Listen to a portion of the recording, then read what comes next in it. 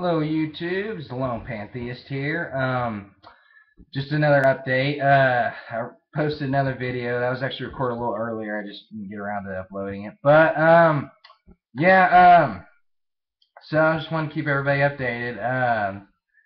Currently, we have the storm in the storm that was the Frankenstorm that hit the eastern portion of the United States, left about 8 million people in a blackout.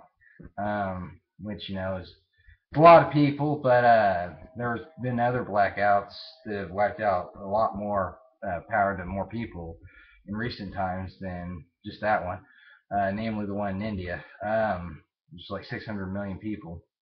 But there is road to recovery. It is during election time on who gets the seat, Mitt Romney or Barack Obama. To be honest with you, I'm undecided. I mean, I do give a lot of Republicans criticism, but I'm actually undecided on who I'm going to vote for. I have registered, and the voting, I believe, is until, well, I'm not exactly sure when. I'm going to have to check. I know it's not done yet, but yeah, I'm going to have to decide soon. I'm indecisive. I have like two 14-page papers coming up in college, so yeah, it's been kind of hard to really concentrate on that. That's why it took me so long to even get the YouTube up and running. Apparently there was a problem with my modem or something, and I was able to somewhat fix it. So yeah, I still haven't got a new webcam because, well, I'm lazy. Anyway, yeah, I finally got some stuff, which is really interesting. This is just part. Okay, you see it's kind of real thick. It's, yeah. I got off the internet, and it is the Mahabharata. Yeah, it's the section 1, book 1 that goes off into. There's a lot of books. This is just, I think book 1. I got the rest of them elsewhere. They do get shorter. The first book and first section is actually the longest one. And then I also got, to appease my mythological side, the Hymn of Creation. I can't focus it. Hold on a second. There we go. Yeah, the Hindu Hymn of Creation. Yeah, so. And I also got the famous, I guess it would be correspondence between Krishna and Arjuna, which led to the famous quote by Oppenheimer, "Now I have become death, destroyer of worlds," which, reading the English version, I don't know if it's a different translation, but it doesn't necessarily say those exact words. But yeah, it's basically a quote when he turns into his multi-armed form, stuff like that. And I also got the sequence of the battles and everything, and it was pretty interesting. I'm taking a literature class, so I'm reading like Paradise Lost and the battle between God and Satan, and yeah, it was kind of cool. Of course, I was led to believe, because reading the first 2 books, that Satan was the hero.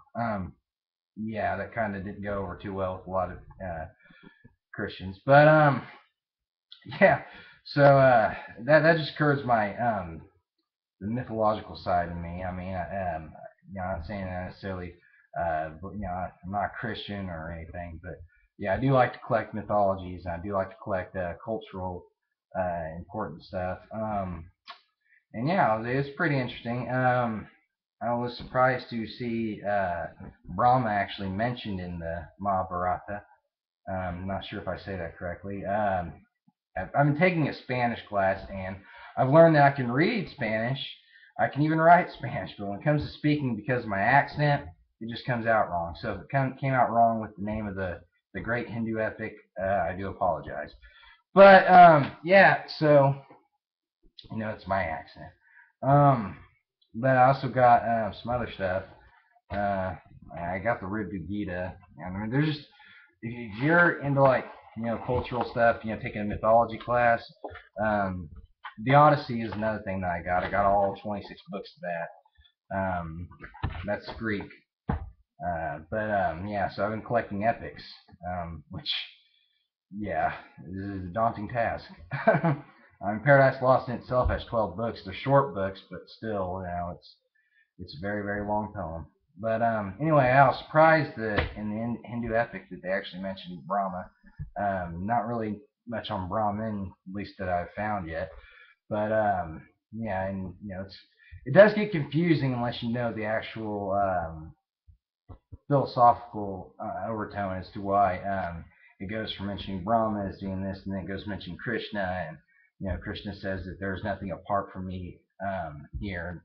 It's basically that they're all the same, that everybody's the same. To be technical, Arjuna could have said the same thing; it would have been just as valid.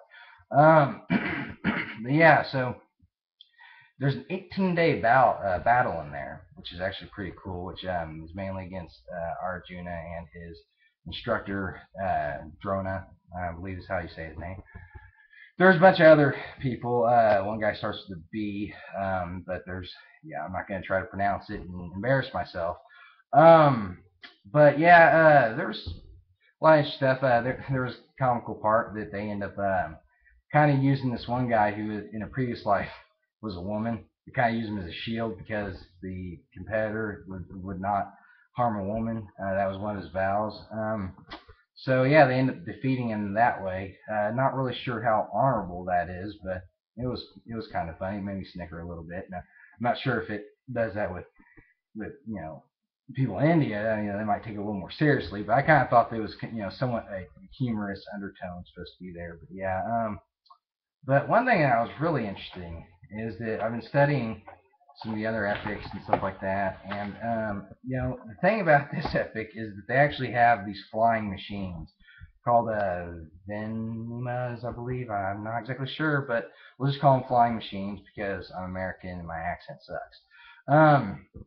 Yeah, and they also got chakrams, which I was really intrigued because I don't remember if I uploaded the video of Kingdoms of Amalur, but I played that game. I liked it. My favorite weapons on there were the chakrams. You had two chakrams and you throw them around and they circle back and come back to you. I didn't know that they were based off of Hindu mythology. I also did not know that Asura's Wrath, the game that is so popular in America, and most people probably don't know this, is actually also based off of Hindu and Buddhistic mythology. Of course, Hindu and Buddhism is somewhat similar. The older traditions are actually more closely to Hinduism. Some of the newer ones, as they got to China and Japan, have been modified. But yeah, so it was very interesting. So I got interested in it, and I looked at it, and I was like, I'm going to find an online source where it's easy accessible. I had to subscribe to something or subscribe to an actual site because majority of the free sites will only give you probably about half of the Mahabharata, which is a very long epic. It's the longest epic in all of the world so far, or it's at least one of them in all of literature. That also brings me to another point: the importance of literature. The languages that are dubbed important. One is actually Sanskrit. Of course, another one's English, Italian, or Latin is important. And surprisingly, Farsi is actually classified in more of importance in terms of literature than Arabic is. So that was, Arabic's the language of Islam, and it's important in the religious context, but apparently the Farsi's language is, in terms of like literature, in terms of languages you want to learn to read, or that have had the most interpretations of books and stuff like that into the English vernacular. Farsi is actually pretty high on the scale, and I was actually kind of intrigued about that. But yeah, so this is kind of like those little nerdy, interesting points. But I just thought I'd mention that because it's very enthralling.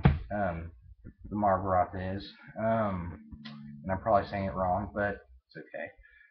The name means, if you translate, means Great India, or Great Bharat. Bharata, which is that's a variation of Bharat, which means India for my American audience, which I'm not sure if I have one. But anyway, yeah. So yeah, it's a great read. So I've been reading a lot. Been doing one of my classes this semester is academic writing.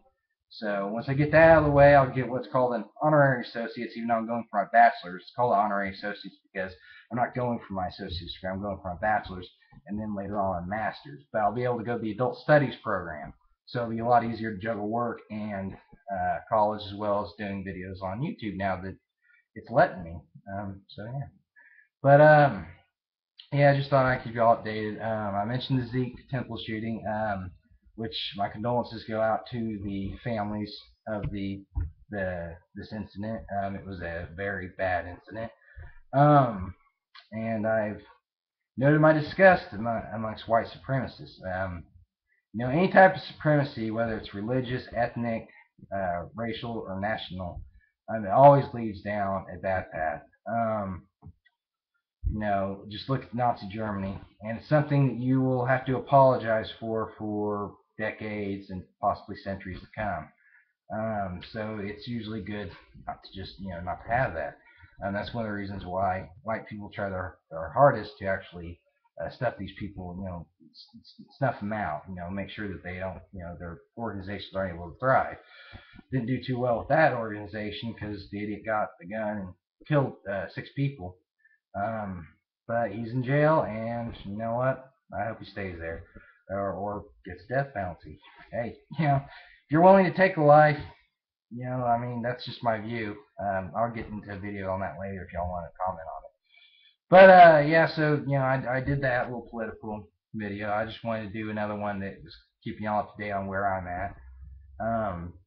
I'm doing another one on. I'm doing one of my 14-page papers is actually going to be on India and how the English itself is kind of becoming. It's not necessarily being viewed as a foreign language. I'm having to look up scholarly sources. There is a movement in some parts of India, particularly the north, to decrease the usage of English, but there's actually been an increasing movement to increase it in the south and east.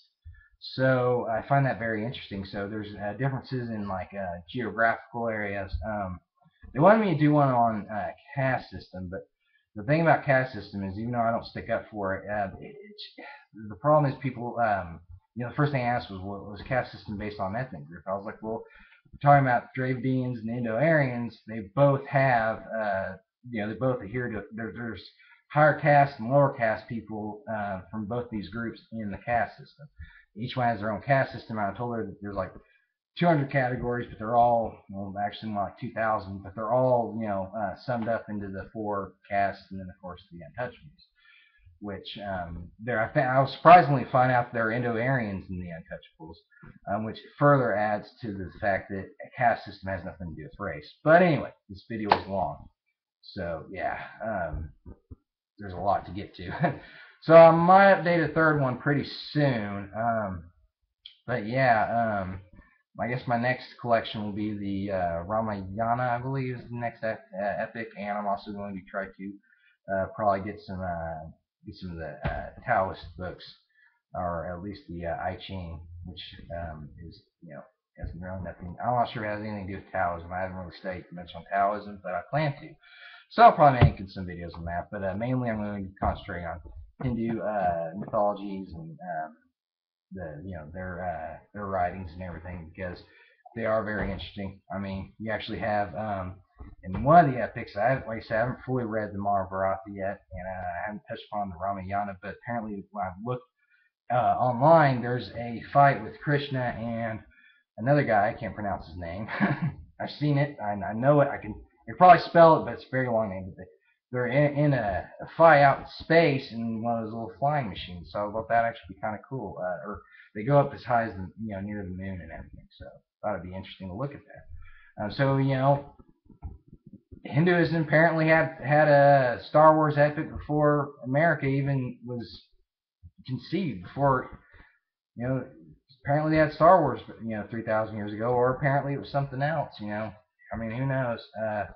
Maybe I've just been hanging around too many friends that watch Ancient Aliens, which I don't believe, because I think that takes away the credit of humans. I believe that the pyramids and everything were built by humans, because we are a fantastic species. I do believe that there was some type of throwback in the evolutionary chain in terms of civilization, particularly in the Dark Ages, but that's a different video. Right now, I'm glad to keep you updated. I will probably be discussing more about the Mahabharata in later episodes, or not episodes, video links, or just videos. Yeah, I'm really tired. I'm kind of like not here. I got a presentation on John Milton's Paradise Lost tomorrow. So But anyway, thank you if you watched the whole video. If you didn't, that's okay. I will see you soon. Take care.